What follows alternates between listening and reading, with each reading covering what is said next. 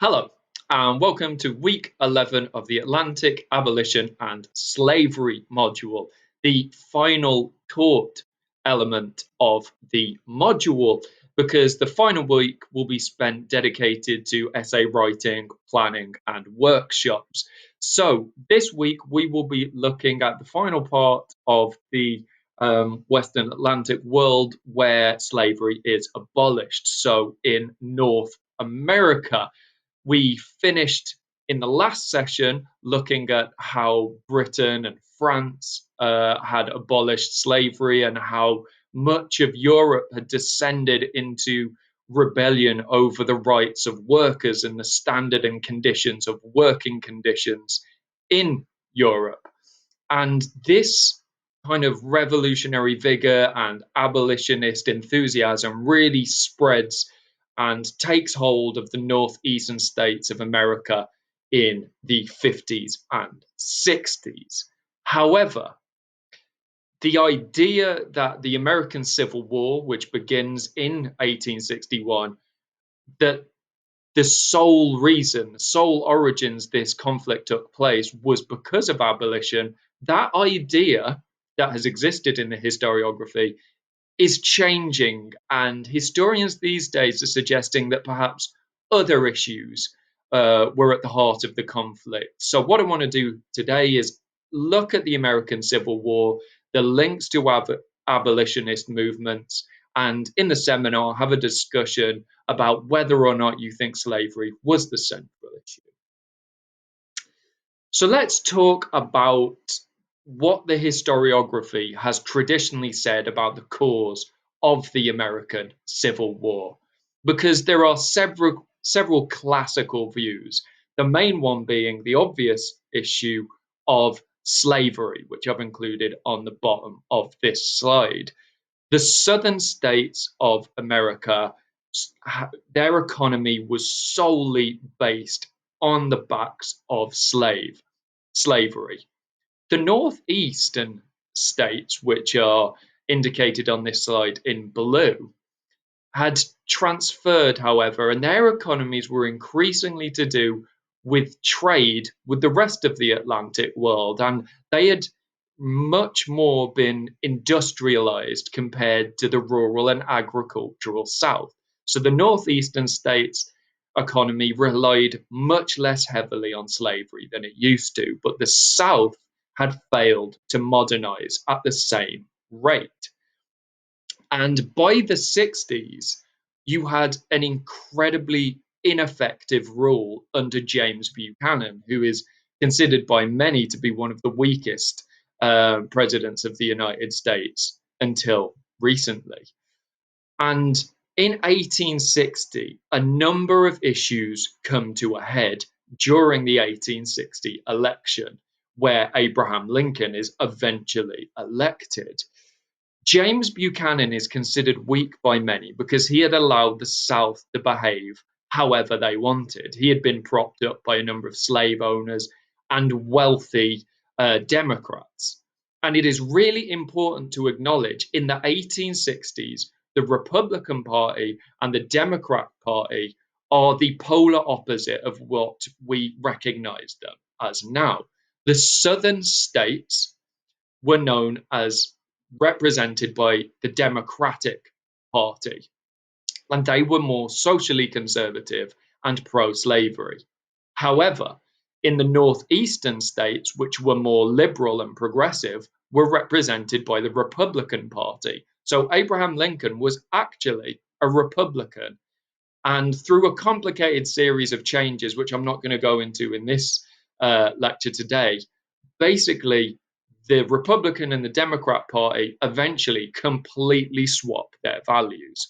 So you have the Democrats in the South, who are now known as the Republicans, and in the Northeast, you have the Republicans, who are now known as the Democrats. A little bit complicated, but please stop me in the seminar if you want me to clear that up further. But the Northeast and Abe Lincoln and his Republican Party were seen by the southern states and the slave owners to be completely out of touch with them. Abe Lincoln was seen to them as very European influenced and was likely to take away their privileges and rights and an attack on their culture. And what you see in the 1860s is very much a culture war, which we are basically seeing now as well, a continuation of this. The conservative Southern values versus the changing progressive Northeast elites as they were seen. So slavery was certainly a component of the culture of the South, but it is much more than that. It is social and cultural attitudes. And when Buchanan leaves, and as Buchanan had basically been a puppet for the Southern states, they were angry and they didn't like Abe Lincoln and what he was about to do. Other issues that the South and the North clashed on all stemmed from the Constitution of 1777. So these issues had been really bubbling up over the past century. And the big issue that many of the southern states had was the Articles of Confederation and Perpetual Union. And many in the South were sick of the northeast states and Lincoln, who was in charge now, telling them what to do, how to behave, and how their economy should work. And there was an idea that they were actually being held hostage by this perpetual union. The American Constitution legally bound these states in perpetuity in the idea that they had to be united forever. And many in the South actually felt that that was against the basic ideas of freedom, and that if they wanted to secede and leave the Union, they should be allowed to do so. And increasingly, the North and the South were clashing on a number of points and articles within the Constitution of the United States of America, especially as the Southern states expanded south and west. The Southern states had heavily taken parts of Mexico and what is now modern day Texas. And they wanted more rights to rule over these territories than the northern states. And in 1850, you get something called the Compromise, which is the North and the South trying to work out how, as America expands, who is going to control which territory. And as part of the compromise, you get something that is called the Fugitive Slave Act and the Bloodhound Law, which is an incredibly controversial period in American history. And basically, in parts of the northern states, slavery had already been abolished. But in the South, it remained incredibly important. And any slaves that left an area where slavery was legal into a free state, the North was legally obliged to return those slaves to the slave owners. You also have the New Mexico Agreement, in which the southern states take control of New Mexico and Texas. So there is a lot of issues surrounding what is known as state rights, a right of a state to maintain its individual cultural, social identity. And all these different issues are coming to a head. And basically, what you get is three main approaches to the Constitution of America in the 1850s and 60s. The first of which is reconciliatory. So, this a moderate approach where people want both parts of America to work together. The second one is white supremacist, which is most popular in the southern states, where they get to keep slavery and rich white men continue to be the dominant social and political force. And then the third approach to the Constitution is the abolitionist approach, which is most popular in the Northeast. So clearly, slavery is an important component of the growing tensions that are taking place. But it is not the only issue. And many historians have said that the bigger issue was the issue of state rights, and that abolitionism was merely a part of that. And really, what happens is the southern states that want to secede form the Confederacy. And they're very aggressive in the early stages of the American Civil War. They really are the driving force and commit the first military acts. And it's really a union of the southern cotton states. So I've listed some of them on this slide: Texas, Alabama, Virginia, Mississippi, Florida, Georgia. And this is, after recent months, quite familiar to us. You get southern crowds taking government buildings, which is very reminiscent of what happened at the Capitol building in Washington recently. And this really is taking place in the late 50s and early 60s, and James Buchanan refuses to do anything. However, when Lincoln is elected, he takes a hardline stance against the attacks on government buildings by the Confederate Union. And he refuses to acknowledge the Confederacy at all. So you have Lincoln, who will not take a reconciliatory approach. The Confederacy won't take a reconciliatory approach. So these two polar opposite opinions very quickly fail to create an agreement. And really, the catalyst to the start of the American Civil War is the Battle of Fort Sumter, which takes place in Charlestown, which has, in the last few years, also become a hotbed for kind of racial tensions. And the Battle of Fort Sumter is basically a siege by the Confederacy on a war barrack controlled by the North. And it very quickly descends into an incredibly complicated and chaotic battle situation throughout the United States. And there are many historians who believe that the American Civil War is the first example of what is known as a total war. Now, this isn't completely accepted because some historians believe that the French Revolution was the first total war. But I tend to side with the idea that the American Civil War was. In terms of the sheer number of battles, there were 237 named battles in the American Civil War. And the big difference between the American Civil War and the French Civil War was that the entire country is mobilized in the South and the North to fund the war effort. Railroads are used to transport weaponry and people across the country, which makes war much more effective. And the death toll as a result of that, as well as increased efficiency in weaponry, causes huge death toll. 750,000 casualties, 750,000 people died in this war. And what you get is the Americans inviting Europeans to take part in it. Because of this death rate, they need to replace them with different groups. And this is really when you get Italians and the Irish moving to the northeastern states to take a part in it. And that's why you have such strong Italian and Irish communities in New York and across the eastern seaboard. So the entire country, the infrastructure, the transportation networks, the weapons create a total war. And you see racialized ideas in this because when prisoners of war are taken, which happens on both sides, but the southern states refuse to swap black prisoners or slaves.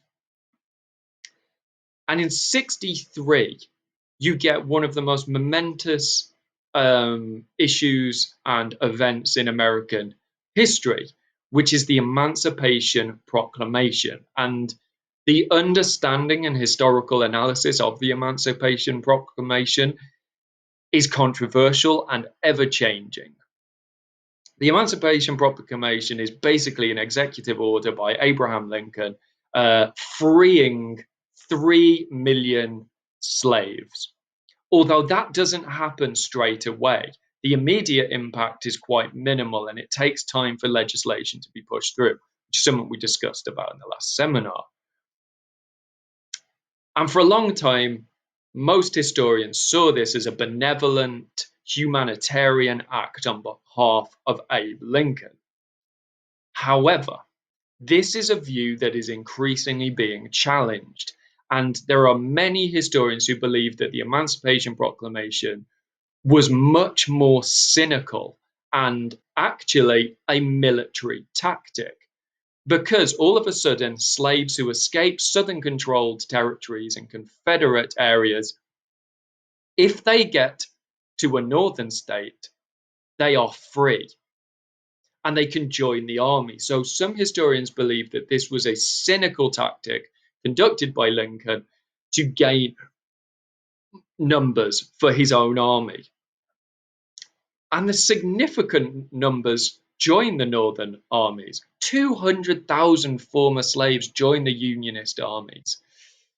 As a result of this Emancipation Proclamation as well, the Northern Unionist states get more European support. So we spoke last time about how Britain has become the center of abolitionist movements. Britain increasingly supports the Northern states as a result of this. Other European countries like France are also behind this abolitionist idea. So was it a benevolent act by Lincoln? He hadn't He'd actually until this point been quite moderate in his views with slavery. He didn't encourage it, he didn't want to create new slave systems, but it also wasn't top of his priorities either. And it is telling that it is a couple years into the American Civil War before this takes place. Of course, this is an issue that is never going to be easily solved. Some people still see Abe Lincoln as a hero and a champion of slaves, others disagree. And in fact, in 2000, in the year 2000, Lerone Bennett called Lincoln actually a white supremacist and drew attention to the fact that Lincoln was married to the daughter of a slave owner, and that really it was about state rights, and Lincoln used slaves as a cynical tactic. There is no right or wrong answer here, and we will discuss your different opinions about this matter in the seminar. And I really want you to do some reading and create your own opinion. Was Lincoln a friend of the slaves, or was this a military tactic? Either way, the Emancipation Proclamation changes the entire direction of the war, and this is where the northern states gain the upper hand. So slavery has either way been weaponized in advantage of the northern states. And in 64, you get something called the Overland Campaign. And this is when Ulysses Grant was put in charge of the Unionist armies. And Grant is a military genius and a brilliant strategist who wins a series of decisive battles that he has no right to win, really.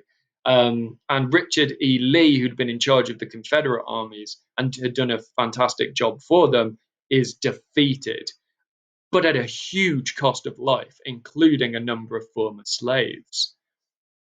And the way that Grant really wins this battle is through something called the King Cotton and Anaconda Plan, which is all based around the destruction and infrastructure of the entire South, which is what the Confederates had been concerned about previously. They had been very concerned that the abolition of slavery would destroy their whole economy. And what Ulysses Grant does is destroy the entire infrastructure and Southern economy. The way in which he does this is famously been highlighted through the picture that I put on this slide. And ships are placed along the whole coast of the southern states of America to block them from engaging in the slave trade. Train tracks are destroyed so the southern states cannot move infantry and supplies from area to area. Cotton fields are burnt to the ground.